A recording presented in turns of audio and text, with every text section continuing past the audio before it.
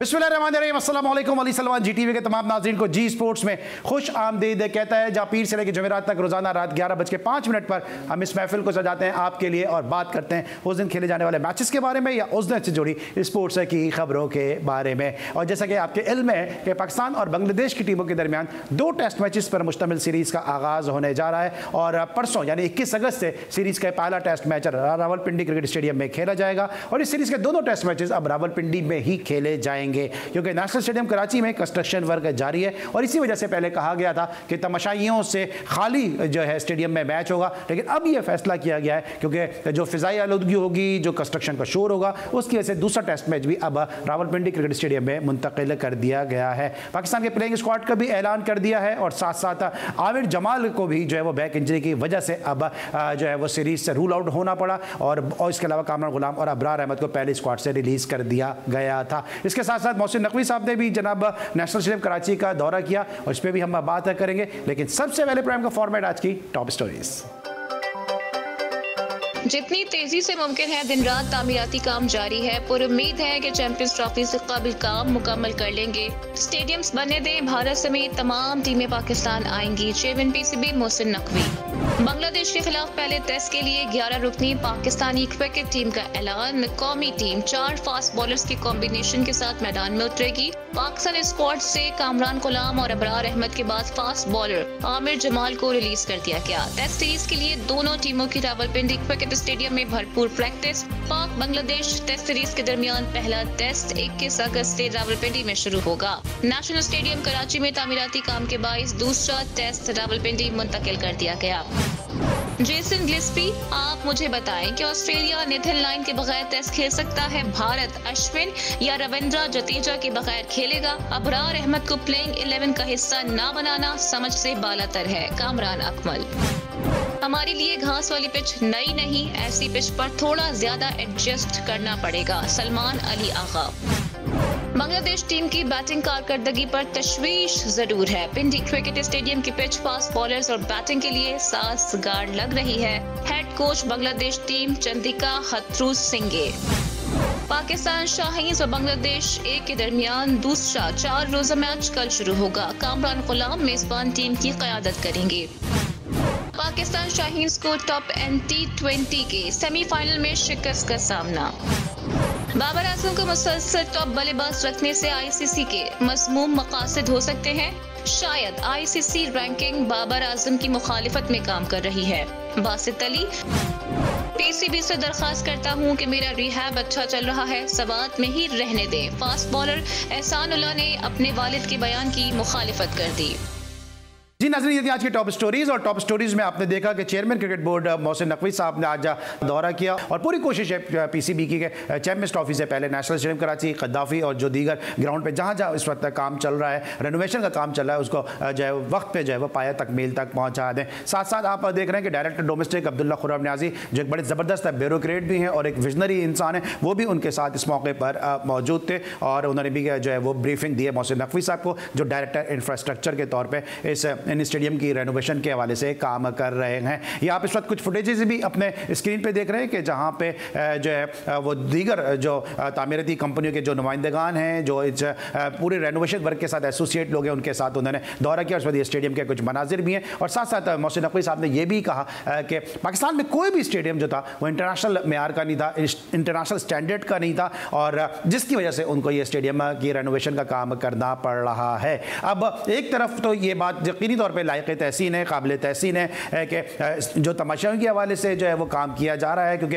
अमूमन ये शिकायत की जाती थी कि तमाशाई इसलिए स्टेडियम का रुख नहीं करते हैं क्योंकि जो विजन जो है वो सही नहीं आता, फैसिलिटीज़ वहाँ पे प्रोवाइड नहीं होती और यही चीज़ मोहसिन नकवी साहब ने भी कही कि विजन सही नहीं था कि तमाशाइयों का स्टेडियम में उनको मैच जो है वो वाजे नज़र नहीं आता था, डिस्टेंस बहुत ज़्यादा था, बीच में फैंस आ जाता था, फिर साथ साथ वॉशरूम की जो सहूलत थी वो ज़्यादा अच्छी नहीं थी, दीगर बेसिक जो इंफ्रास्ट्रक्चर था वो बेहतर नहीं था, जिसकी वजह से उनको ये स्टेप्स लेने पड़े हैं। लेकिन साथ साथ एक स्टेटमेंट जो उन्होंने दिया, उन्होंने कहा कि पाकिस्तान में कोई भी स्टेडियम जो था वो इंटरनेशनल स्टैंडर्ड का नहीं था। अब ये जो स्टेटमेंट है इससे जो है वो बीसीसीआई और दीगर ममालिक के जो बोर्ड्स हैं वो कितना फ़ायदा उठाएंगे, क्योंकि उनके पास तो एक बड़ा वैलिड एक बहाना आ जाएगा कि चेयरमैन क्रिकेट बोर्ड जो है वो ये स्टेटमेंट दे रहे हैं कि पाकिस्तान में एक भी स्टेडियम जो था वो इंटरनेशनल स्टैंडर्ड का नहीं था और वजह से जो है वो हम पाकिस्तान जाकर नहीं खेलना चाह रहे थे या हम खेलते थे। असल गुफ्तगू उन्होंने कहा क्या कही थी, क्या बात क्या उन्होंने की थी, ये ज़रा सुनते हैं मोहसिन नकवी साहब से।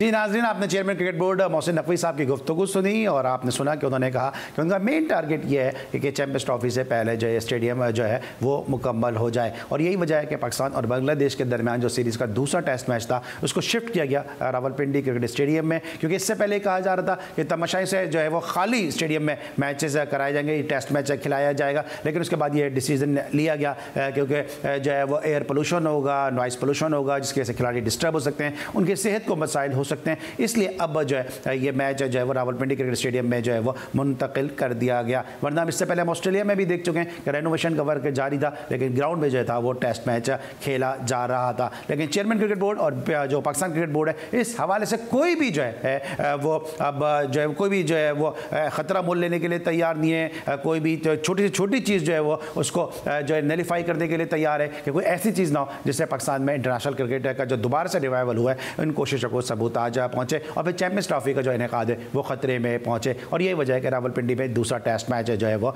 मुंतकिल किया गया। इस पर लेंगे हम एक ब्रेक और जब ब्रेक के बाद वापस आएंगे तो बात करेंगे पाकिस्तान के ज़बरदस्त टेस्ट ओपनिंग बैट्समैन और पाकिस्तान के रिकॉर्ड साज प्लेयर से कि जिन्होंने आज 19 अगस्त और 20 अगस्त को अपने टेस्ट कैरियर का आगाज़ बांग्लादेश के खिलाफ ही इसी नेशनल स्टेडियम कराची में किया। मेरे साथ मौजूद होंगे ब्रेक के बाद पाकिस्तान के ज़बरदस्त stylish opening batsman Yasir Hameed साहब। मिलते एक छोटे से ब्रेक के बाद।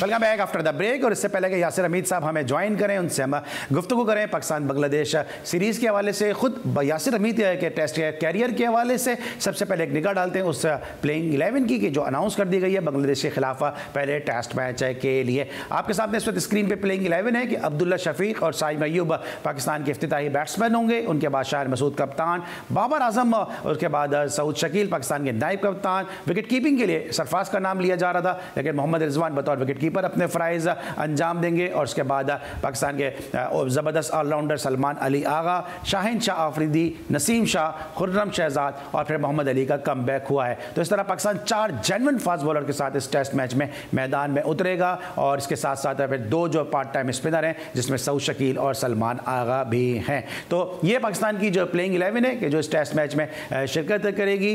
पहले कहा जा रहा था कि शायद मोहम्मद हुरैरा को जो है वो टेस्ट कैप दी जाए, लेकिन शायद पीसीबी जो है वो साइम अय्यूब पे ज़्यादा जो है वो भरोसा करता नज़र आ रहा है। अब्दुल्ला शफीक, साइम अय्यूब, शान मसूद, बाबर आजम, सऊद शकील, मोहम्मद रिजवान, सलमान अली आगा, शाहीन शाह आफरीदी, नसीम शाह और इसके साथ साथ जो है वो खुर्रम शहजाद और फिर मोहम्मद अली जो है वो पाकिस्तान के टेस्ट स्क्वाड का हिस्सा होंगे। तो ये आपके सामने प्लेइंग 11 है कि जो इस टेस्ट मैच में शिरकत करेगी। और जो पिच को देखते हुए यकीनी तौर पर कहा जा सकता है कि पाकिस्तान जो है वो तमाम के तमाम जो है वो जो फास्ट बॉलर पे जो है वो इन्हिसार करेगा।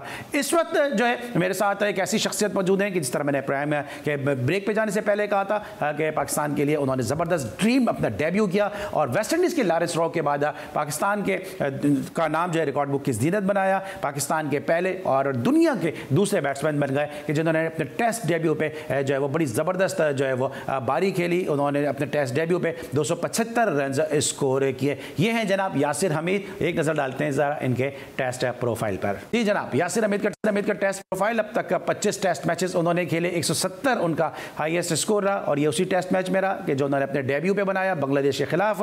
1491 रन इन्होंने टेस्ट क्रिकेट में स्कोर किए और 32.41 का इनका टेस्ट का एवरेज रहा। और ये वो प्लेयर हैं कि जब नेशनल स्टेडियम कराची में इन्होंने बांग्लादेश के खिलाफ अपना डेब्यू किया था और इनके साथ मोहम्मद हफीज़ ने भी पाकिस्तान के लिए डेब्यू किया था। इसके साथ साथ शब्बीर शब्बीर अहमद ने भी डेब्यू किया था और उमर गुल ने भी इसी टेस्ट मैच में पाकिस्तान के लिए डेब्यू किया। और जब यासिर हमीद ने दोनों इनिंग्स में रन स्कोर किए, एक इनिंग में 170 रन, एक इनिंग में उन्होंने 105 रन स्कोर किए, तो उस वक्त जो पाकिस्तान टीम के कप्तान थे राशिद लतीफ़ के, जिनके बारे में सभी जानते हैं कि वो किस तरह टैलेंट को आइडेंटिफाई करते हैं, किस तरह टैलेंट को वो नर्चर करते हैं और किस तरह टैलेंट को जो है वो सामने लेकर आते हैं, तो यासिर हमीद के लिए उस वक्त राशिद लतीफ़ साहब के पाकिस्तान को एक इंतहाई बासलाहियत खिलाड़ी मिल गया है जो आने वाले वक्तों में पाकिस्तान के लिए जो है वो सचिन तेंदुलकर जो है वो साबित होगा। तो इस वक्त मेरे साथ मौजूद है यासिर हमीद, पाकिस्तान के स्टाइलिश ओपनिंग बैट्समैन और गुज़िश्ता अदवार में वो पाकिस्तान की सिलेक्शन कमेटी का भी हिस्सा है। उनसे जानेंगे उनके इस ड्रीम डेब्यू के बारे में और साथ साथ पाकिस्तान बांग्लादेश सीरीज़ के बारे में। यासिर को शो में खुशामदीद कहते हैं। अस्सलाम वालेकुम यासिर। वालेकुम अस्सलाम अली भाई, बिल्कुल ठीक ठाक अल्हम्दुलिल्लाह। यासिर, हम बात करेंगे बांग्लादेश सीरीज के हवाले से और जब बांग्लादेश की बात आती है तो सबके जहन में यासिर हमीद का नाम आ जाता है। क्या ज़बरदस्त ड्रीम डेब्यू था आपका। पहले तो जरा इस डेब्यू के हवाले से बात करेंगे कि जिन हालात में आपका ये डेब्यू हुआ, क्योंकि फर्स्ट क्लास क्रिकेट में आपका इतना अच्छा आगाज़ नहीं था, लेकिन राशिद लतीफ़ ने, उस वक्त की सिलेक्शन कमेटी ने आप पे अपना कॉन्फिडेंस शो किया और आपने डेब्यू किया और आपका जो डेब्यू था वो आज भी जो वो तारीख का हिस्सा है। इस डेब्यू के हवाले से ज़रा बताइएगा। जी thank you very much. First of all आपने अपने शो में इनवाइट किया। जी बिल्कुल बड़ा स्पेशल टेस्ट मैच था ऑब्वियसली, और बिल्कुल सेम आज की तारीख, मेरे ख्याल से कल की तारीख थी 20 तारीख, आज से 23 साल पहले जब मैं पाकिस्तान के लिए डेब्यू किया, और इट वाज ड्रीम डेब्यू, और जिसमें अल्हम्दुलिल्लाह अल्लाह के फजल से शुरू में तो मैं काफ़ी नर्वस था, लेकिन राशिद भाई की सपोर्ट थी और साथ में इंजमाम भाई थे, यूनुस भाई थे टीम में, यूसुफ, इन सब ने बड़ा सपोर्ट किया, जो सीनियर्स थे तो उन्होंने काफ़ी सपोर्ट किया, जिसकी वजह से मैं एतमाद के साथ मैंने अपने टेस्ट करियर का आगाज़ किया और अल्हम्दुलिल्लाह सेंचुरी स्कोर की। और काफ़ी स्पेशल था वो दिन, क्योंकि पाकिस्तान के लिए खेलना हर प्लेयर का जो है वो ख्वाब होता है। सब यही ड्रीम करके खेलते हैं कि हम पाकिस्तान के स्टार के लिए खेलें। तो that was special day for me कि जब मेरी जो वो मेहनत अल्लाह के फजल से वो पूरी हुई और मैं पाकिस्तान के लिए खेला। काफ़ी पुरानी बात है, लेकिन बिल्कुल कल की बात लगती है। बिल्कुल यासिर, हम सबको कल की बात लगती है कि जिस तरह से पाकिस्तान को एक ज़बरदस्त सितारा मिला था आपकी सूरत में। अच्छा, उस टेस्ट मैच में पाकिस्तान के कई खिलाड़ियों का डेब्यू हुआ था, उसमें शब्बीर का भी डेब्यू हुआ था, फिर अगर हम बात करते हैं बांग्लादेश से राजन सौले का डेब्यू था, फिर उमर गुल का भी डेब्यू था, हफीज़ का भी डेब्यू था, तो बहुत सारे डेब्यू हुए थे उस टेस्ट मैच में। तो ये कोई प्रेशर था कि इतने सारे डेब्यूटेंट के साथ जो है वो यासिर हमीद एक अलग से चमकता हुआ सितारा नजर आए? जी बिल्कुल, देखिए टेस्ट मैच का तो अपना एक प्रेशर होता है ना, क्योंकि टेस्ट मैच अल्टीमेट एक ड्रीम है हर क्रिकेटर की कि टेस्ट मैच खेले। ऑब्वियसली शब्बीर, उमर गुल, हफीज, हम सब जो थे वो यंगस्टर थे टीम में, और सब जो थे वो अपना मार्क बनाना चाह रहे थे, और सबकी अच्छी परफॉर्मेंसेज रही। हफीज ने भी 50 किए अपनी दूसरी इनिंग में, आई थिंक शब्बीर ने 5 आउट किए थे, उमर गुल ने 5 आउट किए थे, अब मुझे थोड़ा याद नहीं, लेकिन इन दोनों में से किसी ने एक 5 आउट भी किए थे। तो अच्छा बैच था हम लोगों का, अच्छा बैच आया था, क्योंकि 2003 का वर्ल्ड कप जब हुआ था उसमें पाकिस्तान की शिकस्त के बाद जो यंगस्टर्स थे जो फर्स्ट क्लास के सर्कल में हम लोग परफॉर्म कर रहे थे, तो हम लोगों को मौका मिला। हम उस वक्त की जो सिलेक्शन कमेटी है उन्होंने हम पे एतमाद किया, उनका मैं हमेशा से शुक्रगुजार हूँ कि उन्होंने आमिर सोहेल जो थे हमारे चीफ सिलेक्टर थे, और जावेद मियादाद हमारे कोच थे, लेजेंड क्रिकेटर, हमने हमेशा उनको देखा था एज ए लेजेंड, और फिर राशिद भाई कप्तान थे, इंजी भाई वो टीम के सीनियर प्लेयर थे। तो एक बहुत ही टीम का एक बहुत अच्छा माहौल था और बड़ा ही मज़ा आता था, क्योंकि देखिए उस वक्त एक ही टीम होती थी जिसमें हम खेलने, मतलब हमारा ये ड्रीम होता था कि हमने पाकिस्तान खेलना है, एक ही टीम थी, उसको टारगेट करना और उसके बाद उसमें जगह बनाना। मेरे ख्याल से एक बहुत ही मुश्किल काम था, और उस वक्त वाकई इसको जो है बड़ी अहमियत थी। अभी भी पाकिस्तान के लिए खेलना ऑब्वियसली बहुत अहमियत का हामिल है, लेकिन अब जो है बहुत से प्लेयर्स मैं देखता हूँ कि यार वो लीग क्रिकेट को ज़्यादा प्रेफर कर रहे होते हैं, लेकिन पाकिस्तान के लिए खेलने का अपना एक चार्म है, अपना एक मज़ा है। मेरे ख्याल से वो हमेशा से क्रिकेटर को इस चीज़ की तलब रहती है। बिल्कुल सही है। अच्छा, और यासिर, जब आपका ड्रीम डेब्यू हुआ और जब आपको भी ये बात सुनने को मिली होगी कि राशिद लतीफ़ ने कहा कि पाकिस्तान को तेंदुलकर मिल गया, उससे कितना आपको मोटिवेशन मिला और उससे अपने ऊपर कितना आपने कॉन्फिडेंस फील किया? देखिए बहुत बड़ी स्टेटमेंट थी राशिद भाई की। राशिद भाई को आप जानते हैं कि राशिद भाई बात कर जाते हैं और मतलब वो उन्होंने ये बात की, मेरे लिए बहुत बड़ी बात थी उस वक्त, क्योंकि वो कंसिस्टेंटली अल्हम्दुलिल्लाह परफॉर्मेंस हो रही थी और फिर कुछ बैटिंग भी अच्छी हो रही थी और ऑब्वियसली उनको कहीं पे कुछ पसंद आ गई होगी, कुछ शॉट्स वगैरह, तो उन्हें बहुत बड़ा कॉम्प्लीमेंट दिया था। मैं समझता हूँ सूरज को चिराग दिखाने वाली बात है। Sachin Tendulkar is one of the all time greatest player. लेकिन हम भी आए थे तो मेरी भी यही कोशिश थी कि हर मैच में परफॉर्मेंस दूं और हर मैच में रन करता था। तो राशिद भाई की ये बात बहुत बड़ी बात उन्होंने की थी ये, और जिसके लिए मैं उनका उस वक्त बहुत मैं शुक्रगुजार था। आई वाज टोटली सरप्राइज्ड और वेरी थैंकफुल। हाँ बिल्कुल, और आपने कहा पता नहीं क्या शॉट पसंद आई, तो यासिर मैं बतौर एंकर ये बात करता नहीं हूँ ऑन एयर, लेकिन क्योंकि आपको मैंने खेलते हुए देखा, आपको मैंने बहुत कवर किया है। आज लोग बाबर आजम की, विराट कोहली की कवर ड्राइव की बात करते हैं, लेकिन जो एक्स्ट्रा कवर यासिर हमीद खेलता था उसका तो मैं भी बड़ा फैन था। तो हो सकता है आपका एक्स्ट्रा कवर इनको पसंद आया हो। नहीं, thank you very much Ali भाई, बिल्कुल आपने भी हमेशा सपोर्ट किया है और वो ड्राइव जो है अभी भी लोग जो है उसको याद करते हैं अल्हम्दुलिल्लाह। जहाँ पे भी मैं मिलता हूँ, जहाँ पे भी सोशल मीडिया पे भी और वैसे भी लोग जो है वो ड्राइव को याद करते हैं। Naturally head on the ball आता था, नेचुरली आता था और क्योंकि हमारे ज़माने में इतना सोशल मीडिया नहीं था, इतनी टेक्नोलॉजी इतनी एडवांस नहीं थी। अब तो बहुत ज़्यादा प्लेयर्स को अपनी गलतियों का पता बहुत जल्दी चल जाता है। हम लोगों को इतना जल्दी चलता नहीं था पता, लेकिन कुछ चीज जो नेचुरल इंस्टिंक्ट थे हमारे, तो वो हम उसी पे खेलते थे। तो वो कवर ड्राइव जो थी वो मेरी नेचुरल एक शॉट थी जो अभी तक है अल्हम्दुलिल्लाह, जिसमें मेरी बॉडी बड़ी बैलेंस होती है और वेट का जो ट्रांसफर है वो बहुत अच्छा होता है और हेड जो होता है वो बॉल पे होता है और पॉइंट ऑफ कॉन्टेक्ट भी सही होता था, लाइक बिल्कुल पाँव के पास आके। तो वो सारी चीजें जब मिलती थी वो कवर ड्राइव बन जाती थी। और extra ordinary cover drive, extra cover पे खेलते थे हमारे यासिर हमीद कुरैशी साहब। यासिर ये बताएं कि उस सीरीज में बांग्लादेश ने पाकिस्तान को टफ टाइम भी दिया और मुल्तान टेस्ट मैच पाकिस्तान बड़ी मुश्किल से जीता है कि जिस तरह इंजमाम ने एक ऐसी मैराथन इनिंग खेली जो उनका सर्वाइवल इनिंग भी, उसके बाद उनका कैरियर काफ़ी प्रोलॉन्ग हुआ, वरना उस वक्त इंजमाम के कैरियर पर भी सियाह बादल मंडलाने शुरू हो गए थे और उनका कम बैक हुआ था। उस टेस्ट मैच की कुछ यादें हैं कि जिस तरह वो टेस्ट मैच पाकिस्तान जीता और फिर आप लोग खुशी से सब ग्राउंड के अंदर गए एक साथ? नहीं, मुल्तान टेस्ट बिल्कुल बड़ा स्पेशल टेस्ट था क्योंकि इंजी भाई ने उसमें 100 किया था और बड़ी मैच विनिंग इनिंग खेली थी, वर्ल्ड क्लास इनिंग खेली थी। आखिर में टेल के साथ उमर गुल मेरे ख्याल से लास्ट मैन थे और फिर जब हम वो टेस्ट मैच जीते थे, ठीक है, वो हार के जो बादल थे हम पे मंडला रहे थे उस वक्त। और बांग्लादेश उस वक्त टैलेंटेड साइड थी, लेकिन इस तरह बांग्लादेश से हारना एक पाकिस्तान के लिए उस वक्त क्योंकि काबिल कबूल नहीं था। क्रिकेट में तो जो अच्छा खेलता है वो जीतता है, ये तो गेम ऐसी है कि जो आप अच्छा खेलोगे तो आप जीतोगे।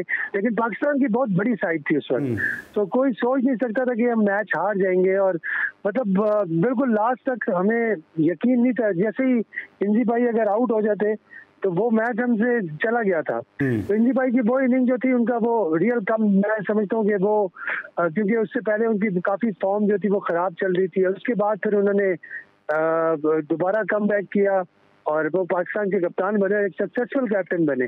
तो एक इनिंग जो होती है इंसान को बहुत ऊपर लेके चली जाती है आपके करियर में और उसका वेट करना चाहिए और मेहनत अपनी जारी रखनी चाहिए। तो ये इसमें बहुत बड़ा मैसेज है यंगस्टर्स के लिए, कभी दिल ना छोड़े, खेलते रहे और मेहनत करते रहे। एक इनिंग जो होती है वो आपको कहां से कहां ले जाती है, वो सारी मेहनत फिर इकट्ठी होकर आपकी कंसिस्टेंट परफॉर्मेंस में तब्दील हो जाती है। तो मेरे ख्याल से ये एक बहुत बड़ा लेसन है हम सबके लिए। बिल्कुल सही है। और जिस तरह भी यासिर अबीद बता रहे हैं, इनके बताने से मुझे याद भी आता जा रहा है वो टेस्ट मैच के 6 सितंबर को पाकिस्तान वो टेस्ट मैच जीता था। पाकिस्तान का यौम दिफा है और जिस दिफाई अंदाज से बैटिंग की थी इंजमाम उल हक ने और उमर गुल ने उनके साथ पाकिस्तान को कामयाबी दिलाई। लेकिन ये 6 सितंबर जो है वो पाकिस्तान का यौम दिफा जरूर है, लेकिन पाकिस्तान के सबसे ज्यादा जो एग्रेसिव बैट्समैन है उनका बर्थडे भी है। सईद अनवर इस दिन अपनी सालगिरह को सेलिब्रेट कर रहे होते हैं। यासिर ये उस सीरीज की हम बात कर रहे हैं, तो उस सीरीज में खालिद महमूद ने बड़ी उम्दा बॉलिंग की थी क्या, क्योंकि आप टॉप ऑर्डर बैट्समैन थे, क्या खालिद महमूद को या लोग कपाली को हमारे बैट्समैनों ने थोड़ा हल्का लिया था बांग्लादेशी बॉलर समझ के, या वाकई वो एक्स्ट्रा ऑर्डिनरी बॉलिंग कर रहे थे? क्योंकि इस पूरी सीरीज में दोनों बॉलर्स ने पाकिस्तान को काफी तंग किया। देखिए, खालिद महमूद जो थे बिल्कुल उनके कप्तान थे, उनकी हाइट काफी छोटी थी और वो उनका पॉइंट ऑफ रिलीज जो था ना, वो उनकी जंप भी नहीं थी, तो उसमें थोड़ा सा प्रॉब्लम हो जाता है, क्योंकि नॉर्मली जो फास्ट बॉलर होते हैं वो लंबे होते हैं, तो उनका जो पॉइंट ऑफ रिलीज होता है ऊपर से होता है, तो बैट्समैन जो है उसका आई लेवल ऊपर होता है फास्ट बॉलर के लिए। तो खालिद महमूद का इसीलिए वो तंग करते थे कि उनका बॉल विकेट की तरफ एक तो आता था, फिर एक आध बॉल किक हो जाता था। मेन चीज ये थी कि वो ऑस्ट्रेलिया से आए थे, तो उनका कॉन्फिडेंस लेवल थोड़ा सा अच्छा था, वो अच्छी जगह पे बॉल कर रहे थे। बॉल जब आप अच्छी जगह पे बॉल करते हैं और सीम के साथ करते हैं, तो थोड़ी बहुत पिच जैसी भी हो आपको हेल्प करती है। तो मेरे ख्याल से यही एक वजह थी जिसकी वजह से खालिद महमूद इस वक्त थोड़ा सा तंग कर रहे थे। ठीक है, और लेकिन विकेटों के पीछे से उनके जो विकेट कीपर थे, जिनको पायलट भी कहते हैं, मशहूद, वो भी काफी तंग करते थे, और उस वक्त जिस तरह से वो स्लैजिंग करते थे, उन्होंने तंग किया काफी टीम को। हाँ जी, बिल्कुल बिल्कुल, पायलट, और वो काफी बड़ा अच्छा कैरेक्टर था, वो हर वक्त बोलते रहते थे, और काफी उनके साथ गपशप रही उस सीरीज के दौरान, सारे प्लेयर्स के साथ काफी गपशप रही, और काफी जो है एंजॉय किया। क्रिकेट जितनी भी खेली है, जितनी भी टीमों के अगेंस्ट खेली है, स्पेशली इंडिया और बांग्लादेश के अगेंस्ट, क्योंकि प्लेयरों के साथ हमारी काफी गपशप रहती थी। चले आपने तो इंडिया की और एंजॉयमेंट की आपने बात कर दी। टॉपिक तो मेरा यह नहीं था, लेकिन आपने कह दिया तो मैं पूछ ही लेता हूं कि जो मैंने सुना है कि सहवाग बैटिंग करते हुए किशोर कुमार के गाने गाते थे, ये बांग्लादेश की सीरीज और इंडिया की सीरीज स्पेशली, ठीक है, क्योंकि जुबान भी एक दूसरे की समझते हैं, तो एक दूसरे को जोक्स, एक दूसरे के साथ जोक्स भी करते थे, तो काफी एंजॉय करते थे। अच्छा, आपने कहा ना जोक की बात की और आपने कहा एंजॉय करते थे, तो वीरेंद्र सहवाग के बारे में मशहूर है कि जब वो बैटिंग करते थे तो वो किशोर कुमार के गाने गाया करते थे। तो मैंने सुना आप जब सिले पे खड़े होते थे, सिली मिड ऑफ पे, सिली पॉइंट पे या फॉरवर्ड शॉर्ट लेग पे, तो आप उनसे फरमाइशें करते थे ये वाला गाना सुना दें। हाँ बिल्कुल, ये सही बात है। उन्होंने वो एक दफा गुनगुना रहे थे, मैंने कहा पूरा गाना ही सुना दे भाई। अब इतनी वो काफी सेट खेल रहे थे, और काफी हमारी बॉलों को वो उनकी जो है वो दुर्गत उन्होंने मचाई हुई थी, तो मैंने कहा एक आध गाना ही सुना दे। तो पूरा गाना उन्होंने, मुझे अब याद नहीं है कौन सा सुनाया था, लेकिन वो पूरा गाना सुनाते थे। साथ में दानिश कनेरिया बॉल कर रहा था, तो वो क्योंकि दानिश कनेरिया पे काफी अग्रेसिव खेल रहे थे, उस वक्त काफी सेट थे। हालांकि Danish Kaneria was a very good bowler, साथ में लेग स्पिन, और उनका बॉल ब्रेक भी होता था, गुगली भी करते थे वो, लेकिन दानिश कनेरिया भी उनकी उसमें आया हुआ था। तो मुझे वो कह रहे थे कि यार इस पर मैं छक्का मारूं, तो वो फिर मुझे वो गाना भी सुनाते थे और साथ कहते थे इस पर मैं छक्का मारूंगा। तो वो उन्होंने बहुत ही एक जो है वो एक्सीलेंट एक 300 की इनिंग खेली थी, तो उसमें उन्होंने बहुत एक्स्ट्राऑर्डिनरी बैटिंग की। अच्छा यासिर, यहाँ पे थोड़ी देर के लिए हमें आपको रोकना पड़ेगा, क्योंकि इस वक्त हम लेंगे एक ब्रेक, और जब ब्रेक के बाद वापस आएंगे तो मजीद आपसे बात करेंगे। मिलते छोटे से ब्रेक के बाद।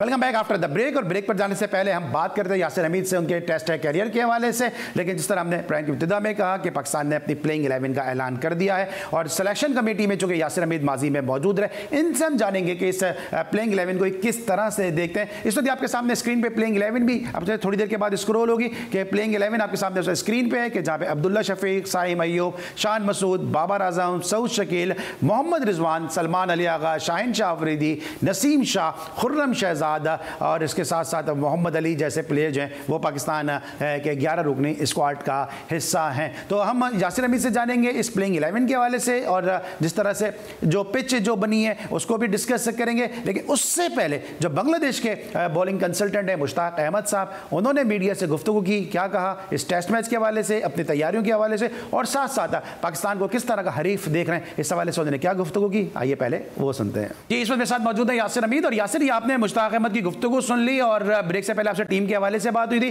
बांग्लादेश पाकिस्तान के दरमियान जो सीरीज होने जा रही है, इस सीरीज को किस तरह से देखते हैं आप? क्योंकि यहाँ पे पाकिस्तान के कई यंगस्टर को, जिस तरह आपको मौके मिले, कई यंगस्टर को मौका देने की बात हो रही थी कि हुरैरा को कैप मिल जाएगी, हुरैरा को कैप नहीं मिल सकी, मोहम्मद अली की वापसी हो रही है, साइम अयूब है, इनिंग का आगाज करेंगे, उनके साथ अब्दुल्ला शफीक हैं, उसके बाद शान मसूद है, इस वक्त स्क्रीन पे टीम भी नजर आ रही होगी कि शान मसूद है नंबर 3 के ऊपर, नंबर 4 पे बाबर आजम आ जाते हैं, नंबर 5 पे सऊद शकील आ जाते हैं, नंबर 6 के ऊपर जो है वो सलमान आगा भी हैं, फिर रिजवान भी हैं, फिर उसके बाद फास्ट बॉलर हैं शाहिन शाह अफरीदी हैं, उसके बाद फिर मोहम्मद अली भी खेलते हुए नजर आ रहे हैं। तो जो बैटिंग है वो मैंने आपको बता दी है, तो क्या क्या क्या कहेंगे?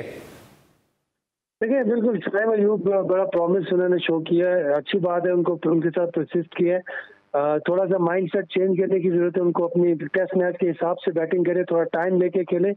फर्स्ट क्लास में मैंने उनको देखा है, उन्होंने रन किए हैं लेकिन उन्होंने बारी ली है, वी में खेलते थे। फिर T20 में उन्होंने ये थोड़ा सा स्क्वेयर जाना शुरू हुए, नो लुक शॉट, और ये मैं समझता हूँ कि प्लेयर को अपनी बेसिक्स पे गेम को डेवलप करना चाहिए, उसके बाद जो है इम्प्रोवाइजेशन पे जाना चाहिए, चाहे वो कोई भी क्रिकेट हो।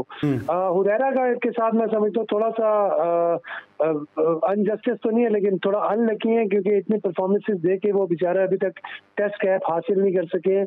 उसकी वजह यह भी है कि अब्दुल्ला शफीक एक बहुत कंसिस्टेंटली परफॉर्मर है पाकिस्तान के लिए, बहुत टेस्ट में अच्छे बैट्समैन है, टेक्निकली बड़े सॉलिड हैं, स्ट्रॉन्ग हैं।